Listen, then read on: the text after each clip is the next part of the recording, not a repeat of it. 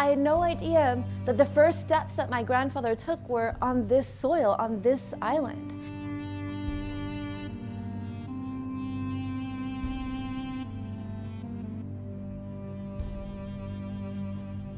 Angel Island is a portal into the past, into memory, into the lives of these ancestors who were met with such cruelty and yet still found a way to stand in their dignity. When you showed me the barracks where my grandfather was kept, I feel very close to my grandfather here. You know, standing in the place where he first stood.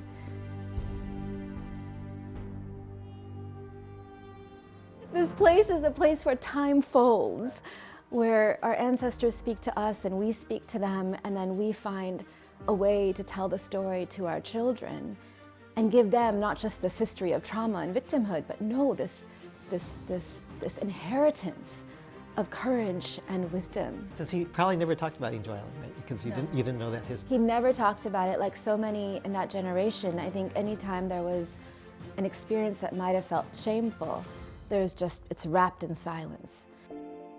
My grandfather was born in 1893, and that when he was 19 years old, he left this village with his older brother, Kehar Singh. He arrived here September 22nd of 1913, and immediately he was incarcerated. Like me, most people, they have no idea what it is. And so I described to them, I'm like, okay. Ellis Island was the beacon of welcome for European immigrants on the East Coast. Angel Island on the West Coast was built specifically to detain, interrogate, and deport as many Asian Americans as possible.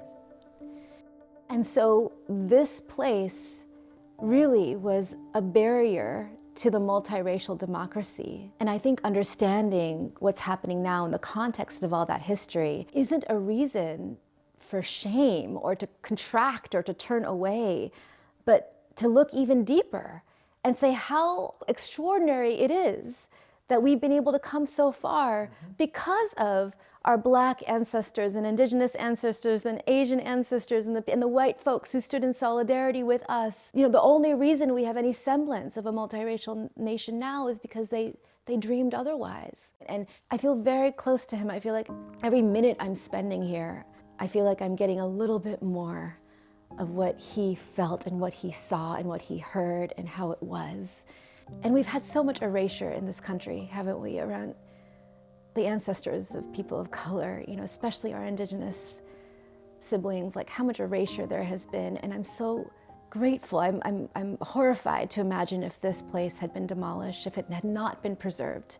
That's why I think it's so important to tell these stories. And it's why I believe Angel Island is so critical. It's like you preserve this sacred place where we could come and commune with our ancestors. This was on my family's fireplace. It's a piece of petrified wood, and I just love how heavy it is. The story goes, decades after Angel Island, when my grandfather was farming in Clovis, he saw his Japanese American neighbors rounded up and taken to their own incarceration camps during World War II. And in the midst of all that devastation and fear, my grandfather was one of the few who risked everything to take care of their farms so that they would have a life to return to. And he was one of the very few who went to go visit them in the camps. Oh, wow. So he visited his friends, these beautiful families incarcerated in Poston, Arizona, and bringing them news, bringing them wishes for safety, bringing them hope. And on the way back from the deserts of Arizona, he brought back this petrified wood. You know, the weight of this is like, oh, this is the weight of solidarity. I mean, the only reason that we are here, Grant, is because people who had no obvious reason to love one another came together to grieve, to stand up for each other, to choose to make a way where there was no way. And I keep thinking, what if those stories of solidarity, what if those acts of revolutionary love weren't just on the margins of our history? What if those stories became who America was, who America could be?